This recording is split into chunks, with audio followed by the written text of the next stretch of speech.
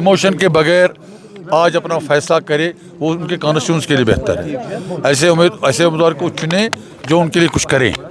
ये मैं सोचता हूँ कि मतलब ऐसा होना चाहिए बड़गांव में, और मुझे तवक्का हुई कि शायद लोग उसी तरफ जा रहे हैं कि उनकी डेवलपमेंट उनको चाहिए।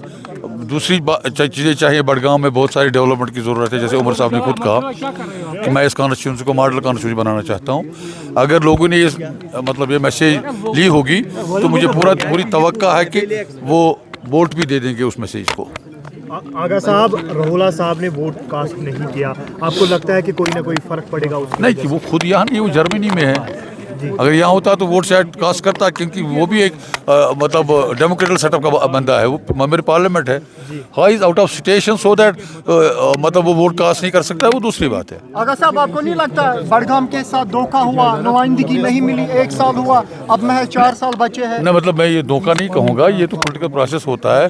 यहाँ उमर साहब ने 2 जगह इलेक्शन लड़ा, एक इलीगली उसको एक सीट को छोड़ना ही छोड़ना था, उससे इस सीट को छोड़ा, लेकिन बड़गांव को इग्नोर तो नहीं किया ना उसने।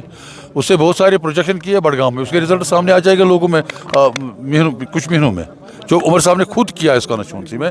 मतलब प्रोजेक्शन की यहाँ पे बहुत सारे चीज़ें वो सामने आ जाएंगे लोगों के। तो नाइंसाफ़ी कहाँ हुई? आगा साहब, आगा सईदुल्लाह मेहदी की गैर मौजूदगी महसूस हुई? मतलब किस हिसाब से महसूस हुई? वो ठीक है, अगर यहाँ होते तो अच्छा ही होता। नहीं जी, देखिए, अगर यहाँ होता अच्छा ही होता पार्टी के लिए और उसको अपने लिए भी अच्छा ही होता अगर प्रोसेस में हिस्सा लेता, क्योंकि he is a political person, he is a member of parliament, उसको मतलब प्रोसेस में हिस्सा लेना चाहिए था।